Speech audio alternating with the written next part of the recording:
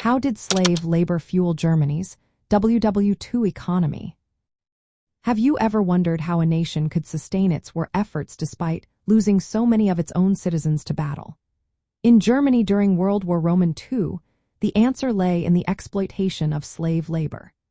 This practice was a key element of Germany's war economy, allowing the Nazi regime to maintain and even boost industrial output, while many German men were conscripted into military service. With millions of German soldiers away fighting, the country faced a severe labor shortage. To counter this, the Nazi leadership forcibly recruited civilians, prisoners of war, and concentration camp inmates from occupied territories. This system of forced labor was not just a temporary measure, it became a cornerstone of the German economy during the war. By the year 1944, around 6 million foreign civilian workers and nearly 2 million prisoners of war were working in Germany. These individuals primarily came from Eastern Europe, especially Poland and the Soviet Union, but also from various Western European nations.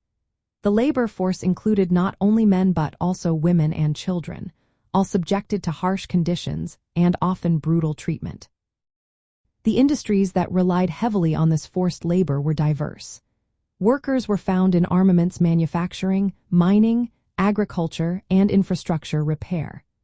Major companies like Krupp, IG Farben, Siemens, and Volkswagen profited from this system, employing thousands of forced laborers to keep their production lines running.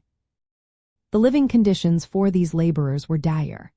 They faced inadequate food, poor shelter, and brutal working hours, leading to high mortality rates.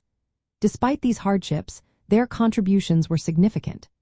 Estimates suggest that foreign and prisoner labor accounted for about 4% of Germany's gross national product on average from 1939 to 1944, with peaks over 7% in certain years. The Nazi regime institutionalized this forced labor through agencies like the Arbeitseinsatz, led by Gauleiter Fritz Sauckel.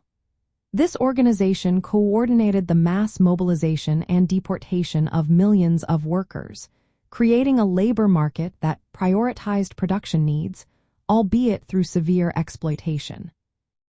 Slave labor was not just about maintaining existing production levels, it also played a role in advancing military technology.